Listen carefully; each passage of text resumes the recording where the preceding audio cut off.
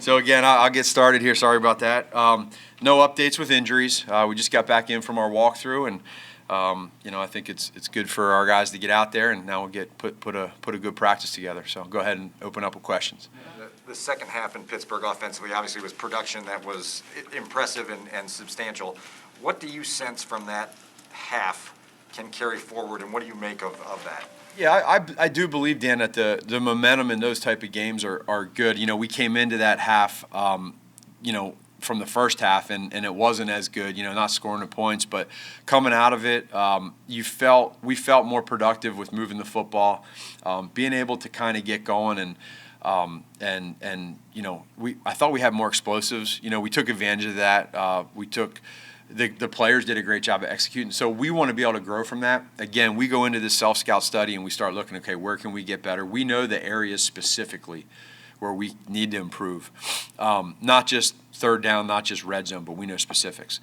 So we're working through that. At the same point in time, now you have a new opponent, right, with the Ravens, who, again, Baltimore, Pittsburgh, these are physical teams.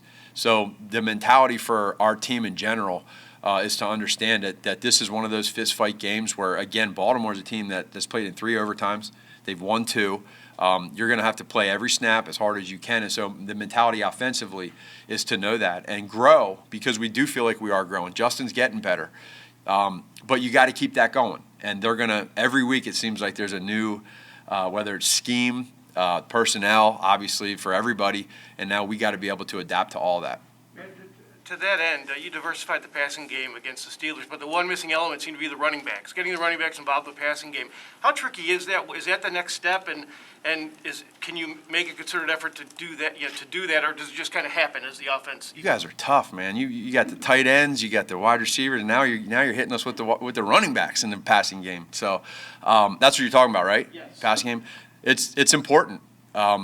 I'm being facetious as I say that, to you, but it is important. And I think if teams are going to try to take away shots and zone you out and do different things, the running back's an important position. We got guys that can catch the football. We got guys that can break tackles. We have smart running backs.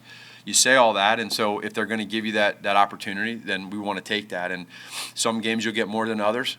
And it just depends basically where that defensive coordinator's mindset is against you that day. The screen game in particular, that's something that when other teams do it, or when teams do it, it looks like it should be easy, but it just seems like it's a timing thing, like it's a very difficult thing. Can you talk a little bit about just how difficult that is, or just how important, how it affects your offense? Yeah, there's a lot that goes into the screen game. That's not something that happens overnight. You got to practice it. You got to work it. You also have to have players that understand the timing. And then as a play caller coach, you got to call it at the right time usually. There's these defenses nowadays, these linebackers are so screaming fast, right? So if you're not perfect and those offensive linemen got to react and adjust to it if you're throwing running back screens, you got to be great with your details. You got to understand landmarks. You got to understand timing.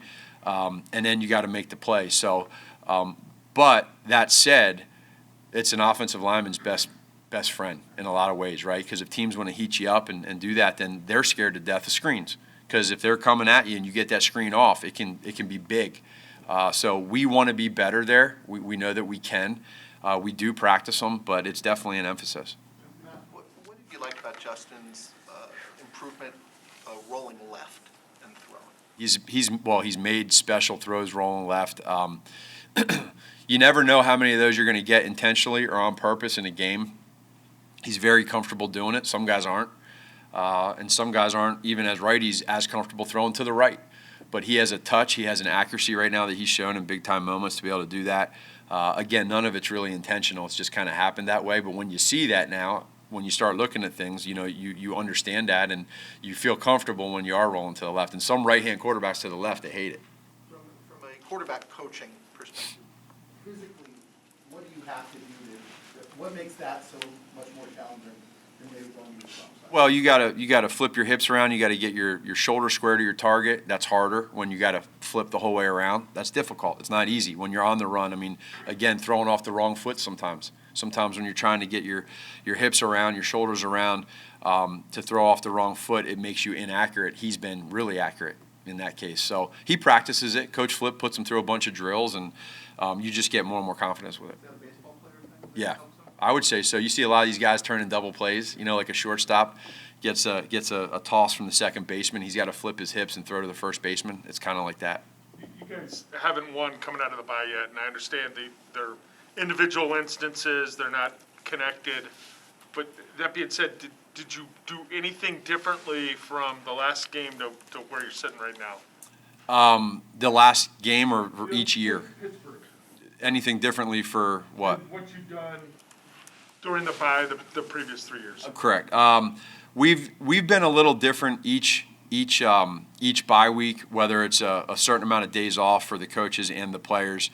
I do know from where I came from, he has a pretty good record, and I tried to follow that early on in my career here, and it did not work. So not that you have to change or anything like that, but I think some of it too is based off of where you're at as a team, and this is it's the route we went this year, and so I think the guys feel better mentally, but there's nothing specific that I'm getting to that I think, hey, we have to do it this way all 4 years.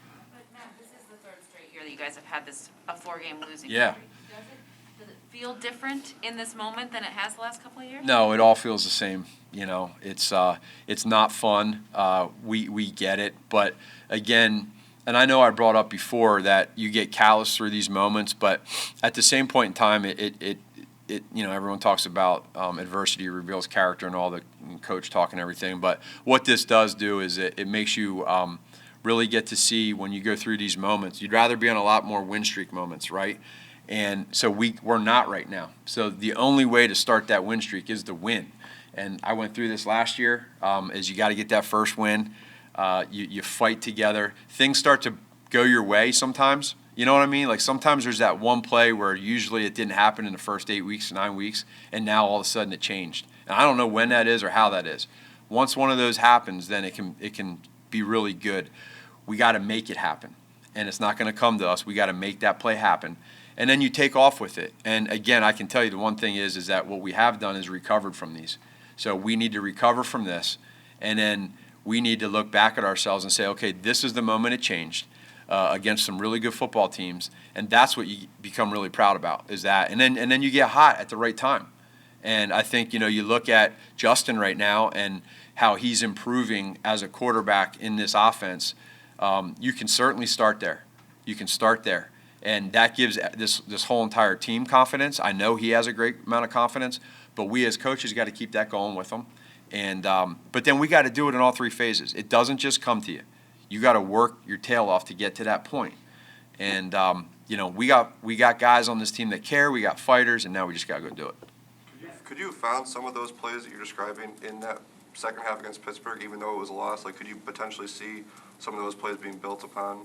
Yeah, I mean, you start seeing. You start seeing. Well, I mean, just the easy example is when he scrambled for the touchdown throw to Mooney. Right? Did not happen, didn't throw it, wasn't open, scrambles, makes a play, and all of a sudden you tie the game, kicks the extra point to go up when you've been losing the whole game, and you're saying, okay, this could be that moment where this season starts to change. And then it didn't, So those are hard to recover from, but you have to. You got no choice, right? So, okay, bye week, you got to think about it even more. Guess what? We had a bye week last year too. We lost 6 games in a row with a bye week stuck in between. So the only way to get back to it is say, okay, why is this going on? It's no one's fault other than everybody's. And now we pick the pieces up, and we get a chance to play a great football team that's really well coached at home. And what are we going to do about it? What do you think of? Coach is preparing for Lamar Jackson, unlike any other quarterback. Yeah. I mean, he leads them in rushing. Where does the preparation kind of start with him during the week? It obviously starts and ends with him, Stacy. I mean, he is special. He's such a competitor. I've always watched him from afar. I've watched him grow from afar. His rookie year, how he was his rookie year, learning how to play. I mean, he came out, and a lot of people didn't want to look at him at quarterback, and he proved everybody wrong. The Ravens proved everybody wrong for those that didn't believe that. And so what a great credit to him to work as hard as he has to be an NFL quarterback, and he's different. He's unique in how he plays the game. The one thing that's amazing to me is, we see it with our quarterbacks the last couple of years with guys that run after a play, is a lot of the questions are, Coach, are you concerned about him getting hit too much, right? You see how many times he gets hit? I mean, he gets hit a lot, but he knows how to take hits. He's tough. He can throw the football over the field. Obviously, what they do offensively is great. I think they do a great job schematically. It's a credit to them. So he's a stressor for sure. We got to know where he's at and on every single play, because he can beat you with his legs, he can beat you with his arms, and he can beat you with his mentality. Matt, every team has to play a Sunday to Thursday stretch at some point in the season. In what ways did having a bye week before this stretch help you? I think it did, Adam, because we talked about it going into the bye week, that we got to get right and understand we got this quick turnaround. We're basically, I think it's 3 games in 15 days that we're playing. We had 3 games in 12 like a few years ago. So, and we went 3-0 in that stretch. So we need to understand that other one's going to creep up on us. That's not the player's job. That's them physically, but they're worried about Baltimore. We as coaches got to make sure on a short week that we prep the right way. And then we were able to get to Detroit. But it would be a great way to go into that Thanksgiving Day game with some momentum and a win. And so on the front end, it's just, only worrying about Baltimore, getting healthy mentally and having a great week of practice. Back to Lamar for a second. You've talked a lot about quarterbacks should be throwers first and runners second. Has he accomplished that? Yeah. Has he become that type of pocket passer? He has, but, I mean, you see the scheme that they use and all the zone reads, the counter reads, the gaps, the misdirection. That's difficult. But at the same point in time, what I think I've seen, I don't know if I'm right or wrong, but what I've seen over the years is somebody that's really grown a lot as a passer. On third down, the trust that they have in him and making his progression reads, the vertical passing game that he has, his eyes downfield with the scramble. Okay, it's not there. I'm going to take off. He's without a doubt an unbelievable NFL quarterback that can do great things with his legs, which is just a stressor. You were around Vic for Yeah. or Michael Vick. Mm-hmm. In what ways is he similar to Lamar? In what ways is Lamar kind of the next generation of that sort of? I do think they're similar in their athleticism and what they can do with. I mean, when you're just as fast or faster than every player on that field, that's what Michael had, Vic. And so, like, there was times where teams would zero blitz, and we were praying that they'd zero us because if he broke one, he's gone for 80. Well, that's the same thing with Lamar. So, you got to be able to understand where he's at. Probably the biggest difference that I see is, and Michael will admit this to you, we told you about the slip and slides we used to do that. He didn't know how to slide. That was the big difference. So we would always stress that he was going to take a funky hit. But very, similar quarterbacks in the fact that Michael Vick was an unbelievable NFL quarterback, not runner. The taunting calls have been an issue league-wide all year. What is your understanding of the intent of why they're emphasizing it this year and what they're trying to get done by putting a focus on that? Probably the biggest thing, Dan, is that in taunting in general right now, it's an exciting game. It's a game that's very emotional, but there are times that some people are egregious with celebrating, and it can be over the top. And I think probably the biggest message is let's calm this down a little bit because, people watch and people want to see, a little bit of respect and a little bit of doing things the right way. It doesn't mean you can't have fun, right? But there's young kids out there right now that are watching games, and what happens is you go to one of these sporting events and you might see some imitation going on that's taking it over the top. I'm a firm believer in respect and just kids growing and watching, and we have a huge platform as leaders, talking players and coaches. So let's understand what the rules are. Let's do it the right way. Let's still have fun. These guys are still having fun and not taunting. You can still have a great time, but let's stay within the rules when we do it. So that's probably why. You have a different vantage point as an NFL coach and as a father of Yes.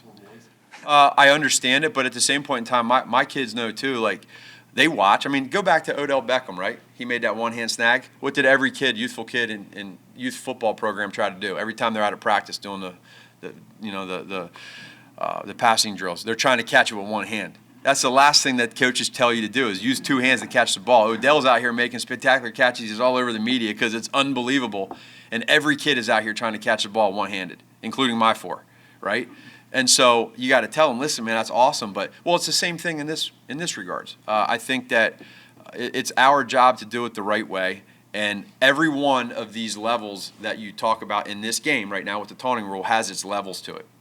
And if there's gray, you got to understand the rule. And now I need to do my job to teach that to the players so that they understand it and understand these are rules, guys. We can't change that. So know how we roll with that, you know. Have you been able to parse how 11 guys can run to an end zone and pretend to row a boat or whatever they're doing? Yeah. And that's cool. But if you turn toward another bench, that is not. And it seems confusing. Again, that's the NFL's rules, and they have their reasons for it. And again, I'm for having fun but doing it the right way.